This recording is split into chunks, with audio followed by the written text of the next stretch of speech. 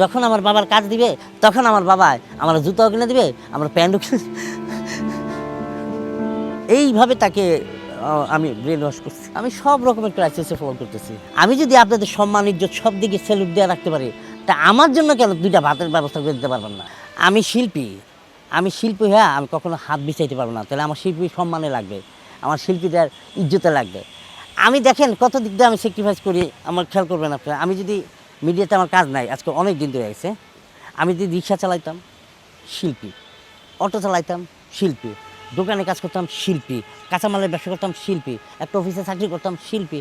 তো সব জায়গায় তো দেখতেছি আমার শিল্পীর ইজ্জতের মধ্যে হামলা হচ্ছে। এখন আমি শিল্পীর কথা চিন্তা করিয়া আমি সেই ইজ্জতের জায়গায় না যাইয়া তাদের ইজ্জত হরণ না করিয়া নিজের ফ্যাটের মধ্যে লাগতে দিয়া আজকে যখন এখানে আপনাকে চাইছি, তাইলে আমি তো কাজই চামো। তাই কাজের জন্য হচ্ছে আমাদের ডিরেক্টর সেকশন, ডিরেক্টর গিলস আছে, শিল্পী আমাদের অ্যাক্টর গিলস আছে, হ্যাঁ, তারাও তো আমার জন্য একটু সহযোগিতা করতে পারেন না? আমি যদি আপনাদের সম্মান ইজ্জত সব দিকে স্যালুট দিয়ে রাখতে পারি, তা আমার জন্য কেন দুইটা ভাতের ব্যবস্থা করে দিতে পারবেন না? আমি তো ভিক্ষা চাই নাই, আমি তো বিকাশ নাম্বার দিই নাই যে আপনার টাকা পাঠান। আমি খাই ডাডে মোচে, কই কেউ করতে পারবেন? এতগুলা পেজের এতগুলা ইউটিউবে আমি কাজ করলাম, ইন্টারভিউ দিছি, আমার নিজের ফেসবুক লাইভের থেকে আমি বলছি ভাই আমি কিন্তু কাজ চাইছি, আমি কিন্তু ভিক্ষা চাই নাই। আমি বলছি না, অন্যের হাত পা কেন বাঁধবো? আমার নবীর শিক্ষা দেয় না এই ভিক্ষা ভিক্ষা করা শিক্ষা ধিক্ষা। আমার নবীর শিক্ষায় আমি শিক্ষিত। আমার নবীও ভিক্ষা করাটা পছন্দ করে না, আমিও করব। আমি তো করবই না, আমি তার উম্মত, আমি নবীর উম্মত। তা আমার নবী যে তরিকে চলবে আমি সেই তরিকে চলবো।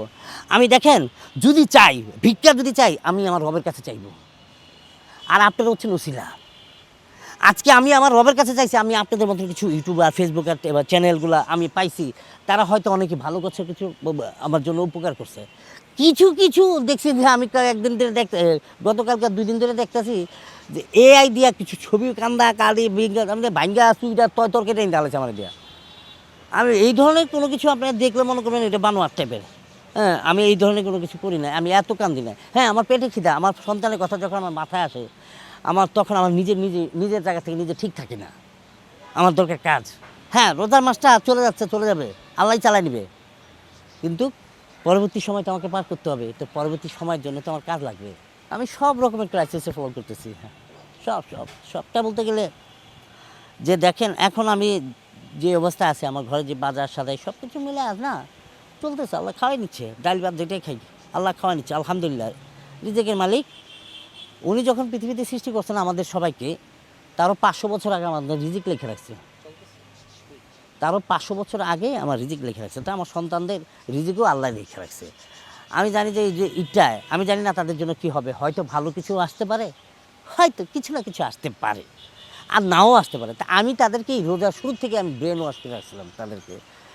রোজার 5টা 7টার সময় আমি তাদেরকে বলছিলাম যে বাবা যদি ধরো যে এই বছরে আমি বলি যদি কিছু না দিতে পারি, তোমার মনে কোনো কষ্ট আছে? এটা আমার ছোটো ছেলেকে জিজ্ঞেস করছিলাম, বড়োটার তো জিজ্ঞেস করা লাগে নাই, লাগেই নাই তারে, সে বুঝে গেছে আমার বাপের কী অবস্থা, মেজোটাও বুঝছে। তো ছোটোটা জিজ্ঞেস করছে যে বাবা বিগত সময় তো প্রত্যেকটা ঈদে তুমি আমাদের অনেক দামি দামি কাপড় কিনে দিচ্ছ না? হ্যাঁ, ওটা এখনও ডয়ারে পড়েছে। তুমি আমার একটা পাঞ্জাবি কিনে দিচ্ছ না? আমি কেমন দিচ্ছি, ওইটাও ডয়ারে পড়েছি। তুমি আমার গত ঈদে আমার একটা জুতা কিনে দিচ্ছ না? ওইটাও ডয়ারে পড়েছে। তো বাবা সব বছর ঈদ তো দিছে, একটা বছর ঈদ না করলে আমাকে কিচ্ছু যায় আসে না। আমি জানি আমার বাবার পরবর্তী জীবন, আমার পরবর্তী ঈদের পরে আমার বাবার কাজ আসবে, আমার বাবার কাজ দিবে সবাই, সবাই আমার বাবার কাজের জন্য সহযোগিতা করবে। আর যখন আমার বাবার কাজ দিবে তখন আমার বাবা আমার জুতাও কিনে দিবে, আমার প্যান্টও কিনে।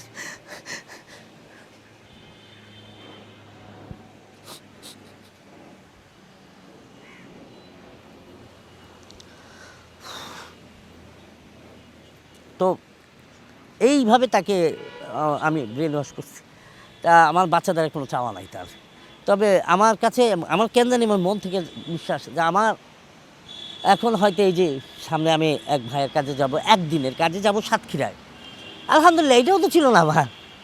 এটা এই যে আপনাদের সবার মাধ্যমে আমার কাছে আসছে, সবার সাথে সবার যোগাযোগ আছে, অনেক ডিরেক্টরের সাথে অনেক চ্যানেলওয়ালাদের সাথে যোগাযোগ আছে না? তো তাদের মারফতিতে আমি কিন্তু এই কাজটা পাইছি।